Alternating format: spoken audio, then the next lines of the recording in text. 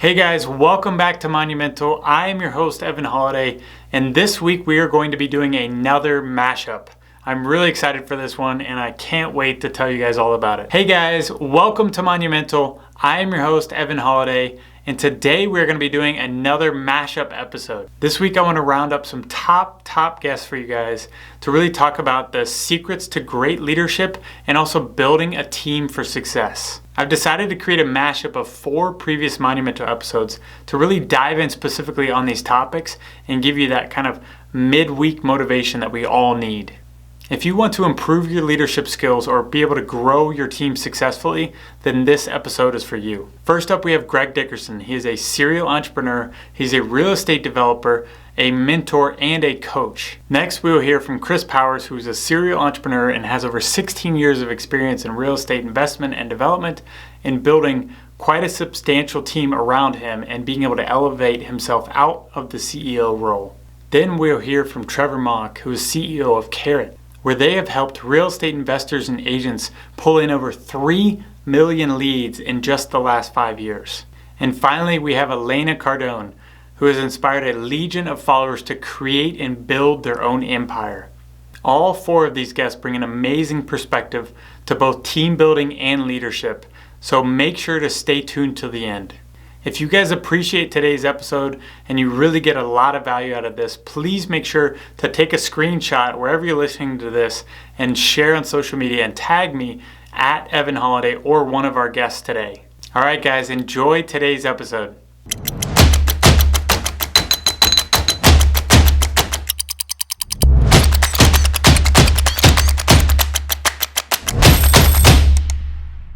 You asked me earlier about, the number of clients I have and I've had over the years and how I keep track of all that.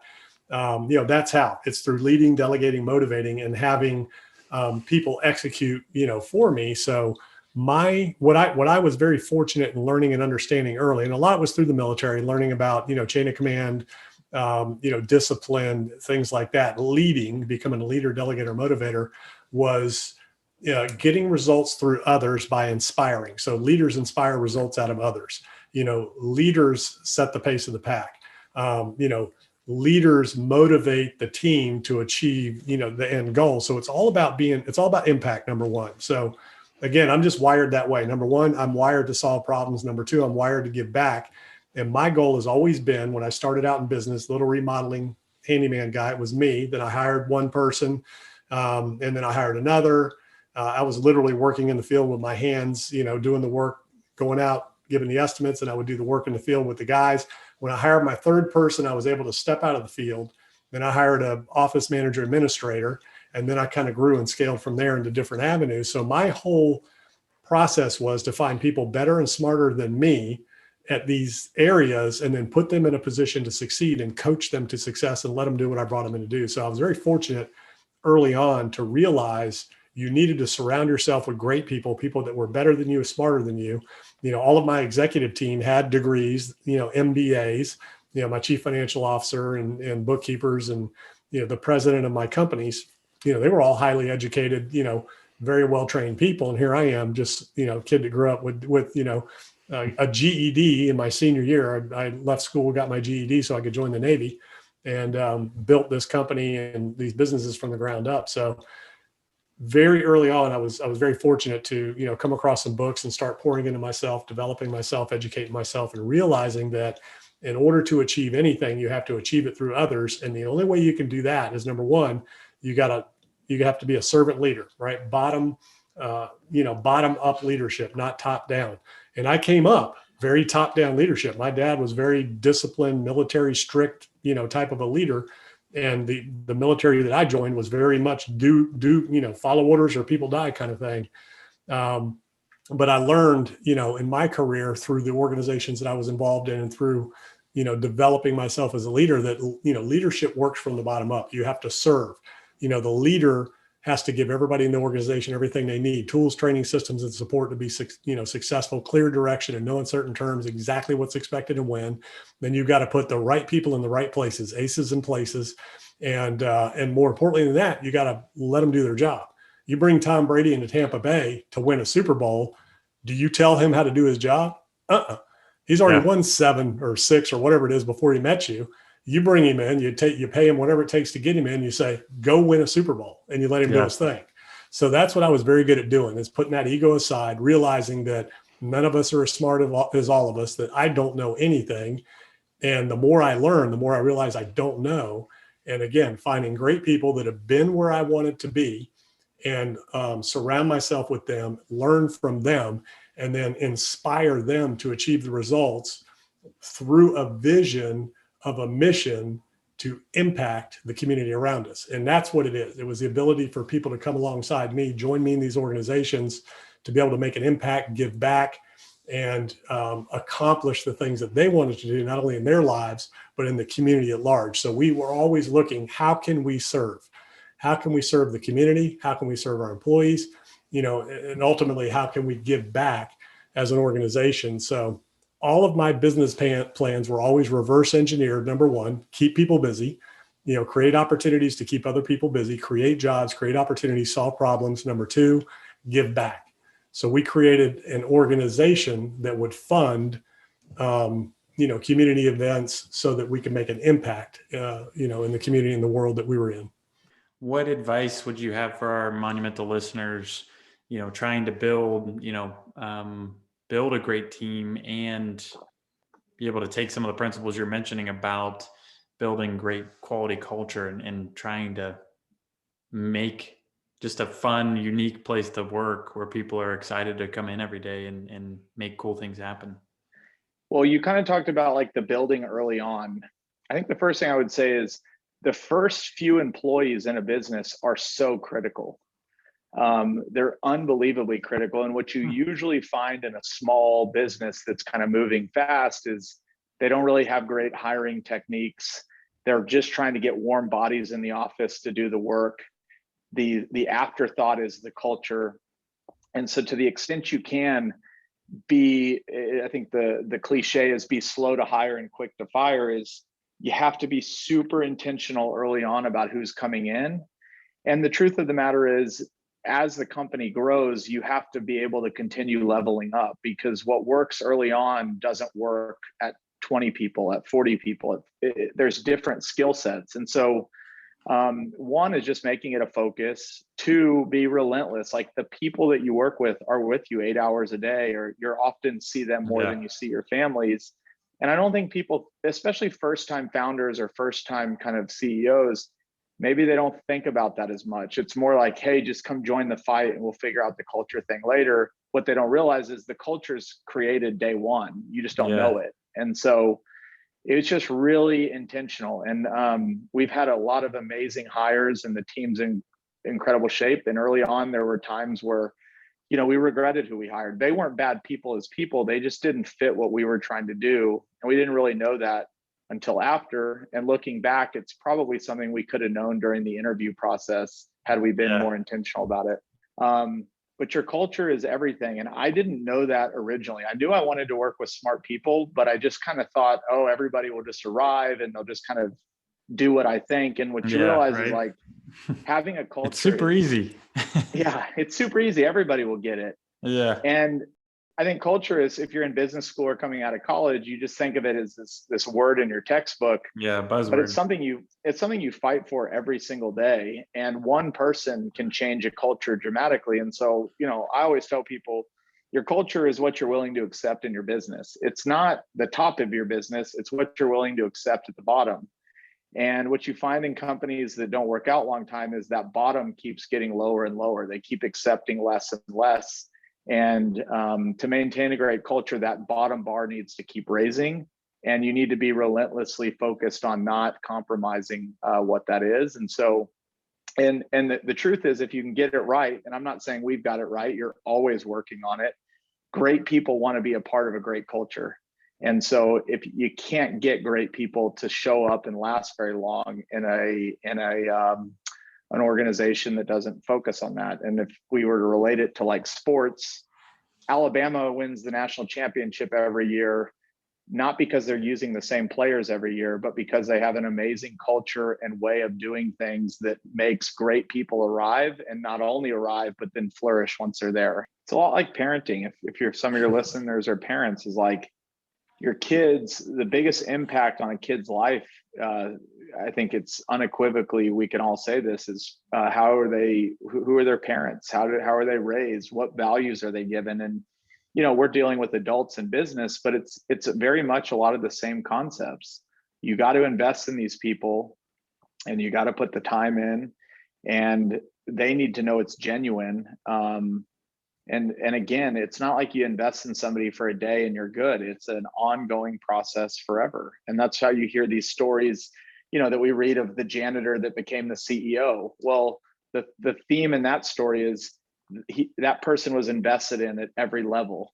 And not only were they invested in, but they're also obviously people that took the initiative to kind of run with that investment. And so it's a lot of work. And to be candid with you, just so I'm not sounding like I'm somebody that I'm not, that constant investment in people and managing of people day to day and accountability was really what fatigued me.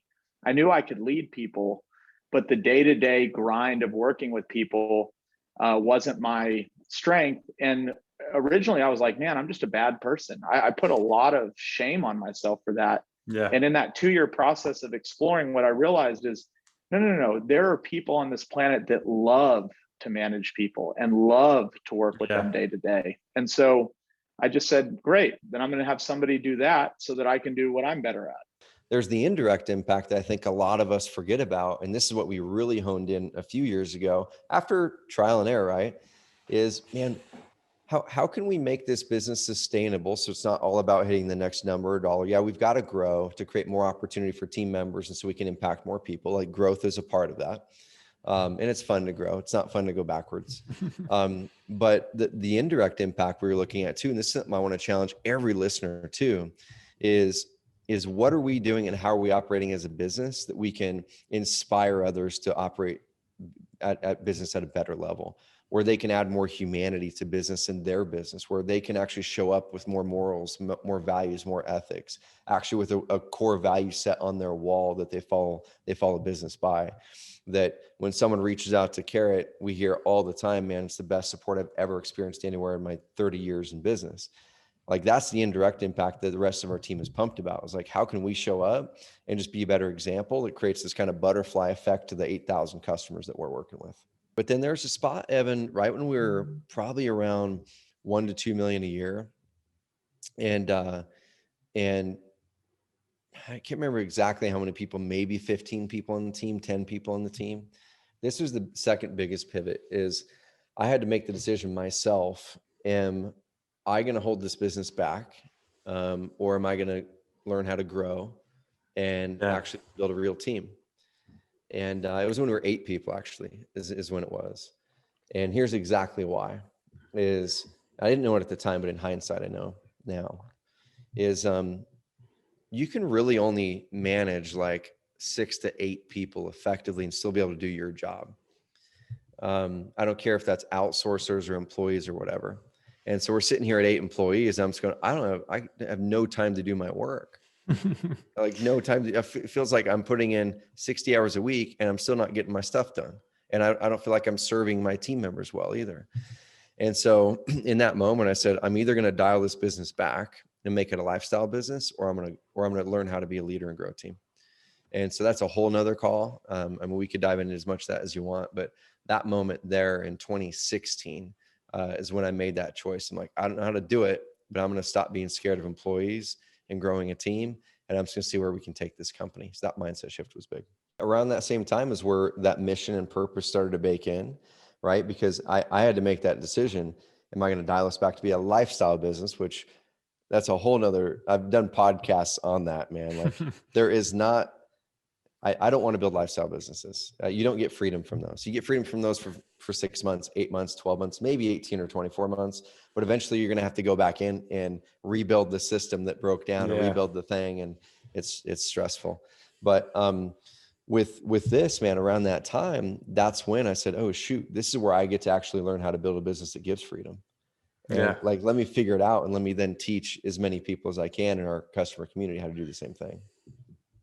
So for you to make that switch, what did that look like? Was that a team-wide discussion? And then also, was it certain hires that you made that helped you kind of unlock you know, more of your time and also allow other people to take on more ownership?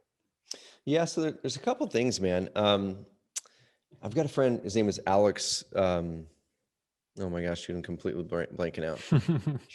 Alex Sharfin. And he created something called the Billionaire Code. And you guys should go look it up. It's Alex Sharfin, CHARFEN, Billionaire Code. It's this really cool graphic that kind of shows at every level of business, and it goes by revenue, what the entrepreneur, the founder's going through, what questions he or she needs to ask, and how they need to answer it. I didn't learn this until like 2 years ago. I wish I would have seen it earlier. But essentially, at that 8-person mark, what it was for me, Evan, was people were coming to me for so many decisions, like tons and tons of decisions. And I could immediately make them because I knew where the company was going, but they couldn't make the decision because they really weren't clear where the heck we were going with this thing. Like I would talk about it, but like they couldn't go back and say, oh, this is where we're going over the next 3 years. And here's our goals. And so I hired a coach. That was the first time I'd ever hired a coach in my life, in 2016. And he was a leadership coach. He came in every single Tuesday for 90 minutes. It was like entrepreneurial therapy. And he would come in here with no agenda. We would just talk, and he would start asking questions. And then he would always give me a prescription based on what I'm going through in that moment. Yeah. And he's like, sounds like your people don't really know where you're going. So like you really can't get freedom unless they kind of know what's in your head and where you're going. So do you have a written vision? I'm like, well, I'd say it all the time. Like I say where we're going. He's like, well, like, do you, can you tell me right now, where are you going? Of course I couldn't. It's just a random smattering of stuff. And he said, that's the first thing you need to do. And so I labored over that for probably 3 months. And we wrote our very first ever, I called it a vision story, in 2016. And that ended, we did it 5 years at that point. Well, you do it 3 years out now, but that ended at the end of 2020. So we rewrote the 2023 vision story, a few months back. That was the first thing, dude. As soon as you get that vision on paper, then you're talking to your team and say, hey guys and gals, this right here, like this is where we're going. This is why. And this is like how, these are the core strategies that are going to get us there, and get the buy-in from it.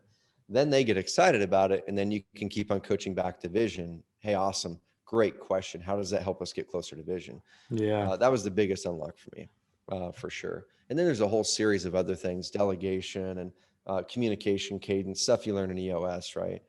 Those types of kind of things and how to run the business. But the vision and the vision story and communicating that well was the key. Well, I had spoken at the 10X Growth Con 2 years in a row, and I had so much feedback from the people in the audience telling me their success stories. Wow, you changed my relationship with my husband or my wife or my boyfriend or my girlfriend or whomever, and thank you so much, and that was so impactful, and you changed the way I think about things.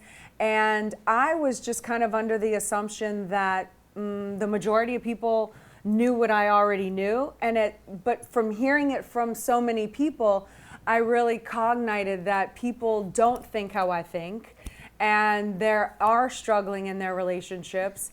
And that's what inspired me to really put this into book form, so that anyone who was really looking to build an empire or get on the same page with a spouse, this book's for either or, but I really wanted to just kind of document what it is and what role I do.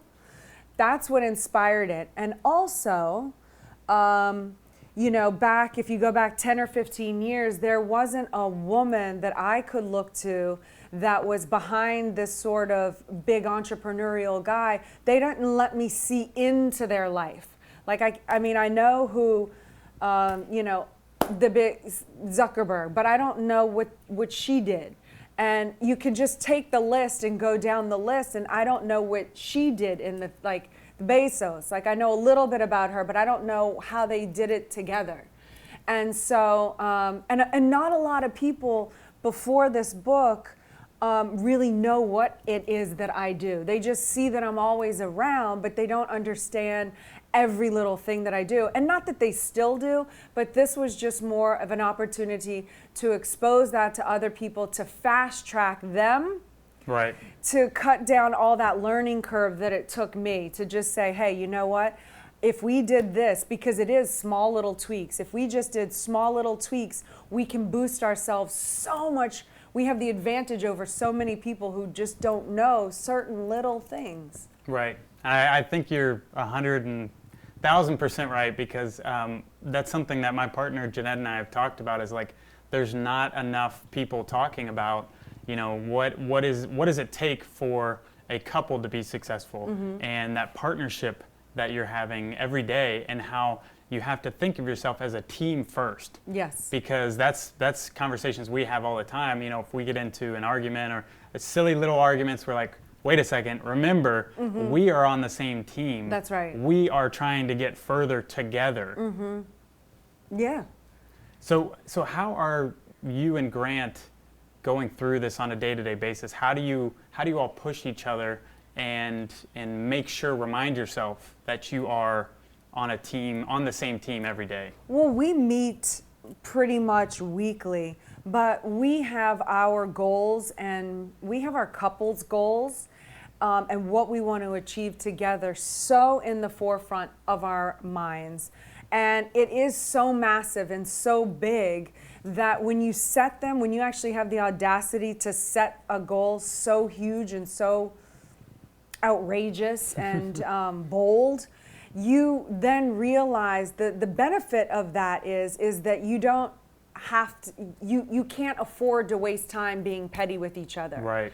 So we really have to understand who does what and what our roles are, and then, like you said, function even in the face of when we aren't getting along from day to day, or some you irritated me there, you did this, but you know, whatever. So a lot of that stuff we do just kind of let go and function anyway. Now, if it's a reoccurring problem that kind of happens over and over, then it's the time to, okay, we got to address this because it's before it becomes like an elephant in the room. Yeah, exactly. Because now it's a reoccurring. Right. But most arguments that couples have aren't gonna be reoccurring. They're a one-off.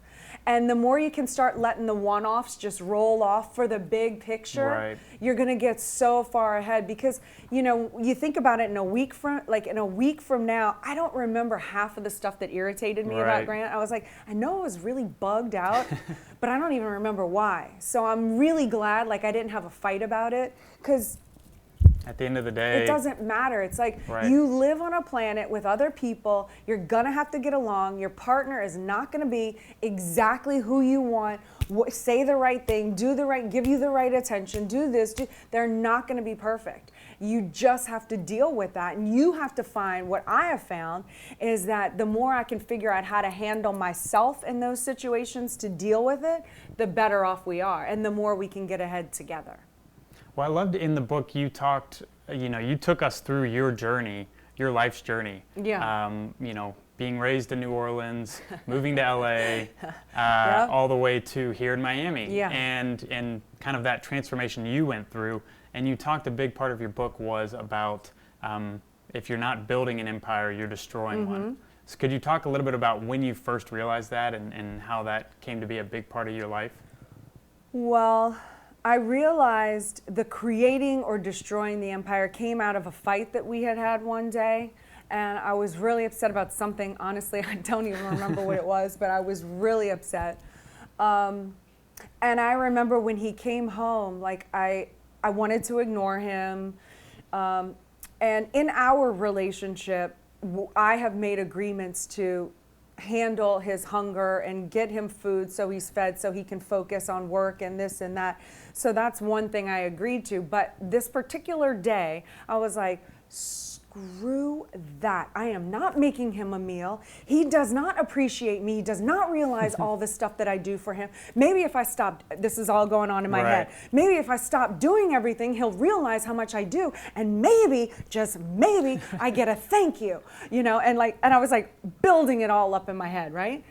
And then I realized, okay, but if I flunk, that's my role that I've just now not done, not executed, then what's the ramification? He's gonna get irritated, he's gonna lose focus. So I started just thinking about, okay, then I'm gonna do this, and then he's gonna get me back with that, whatever his thing is, Right. And then I'm gonna one-up him because I'm very competitive, Yeah. and it's gonna build and build, because I've been down that road before. And that was the moment I realized, no, Elena, that's destroying your empire. And we don't have time for that because I want this thing so badly. Like, I am willing to forfeit that and not have the luxury to fight over stupid stuff or put the ego aside or whatever. Right. I can't afford that luxury. So I found myself like forcing myself into the kitchen and making him a meal. And then I made him his meal. And then it was so crazy. He was like, wow, thanks for doing that for me. And I was like in my head, like, wow, that was like really cool. Like, did he read my mind? Like, I was just saying I needed a thank you.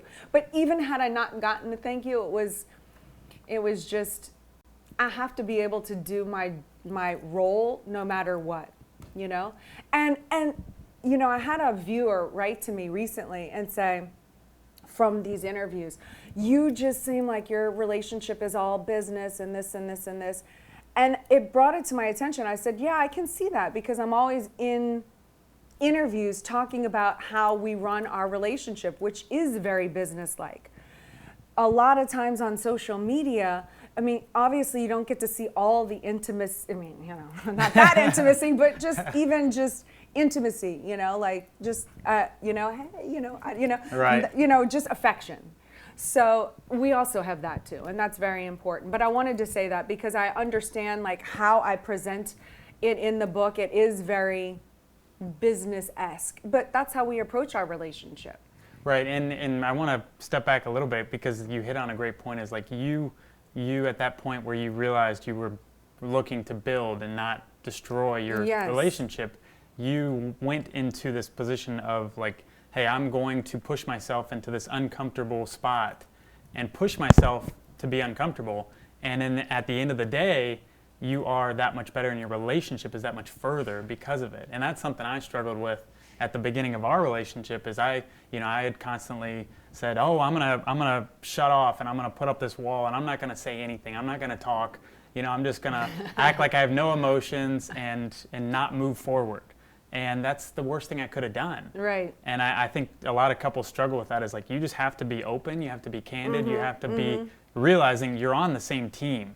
That's right. And I do tell that to Grant a lot. I'm like, hey, you know, if I feel like there's an attack coming at me, because he's on attack mode a lot, and I need him to be that way. That's what he does with this business. That's how he is able to do what I can't do. But sometimes it comes to me, and sometimes I'm like, hey, I'm on your team. Yeah. I'm on your team. I learned that from a guy in the office, Ryan Secca, who says that all the time. Hey, I'm on your team, boss. You know, and so now I just say that.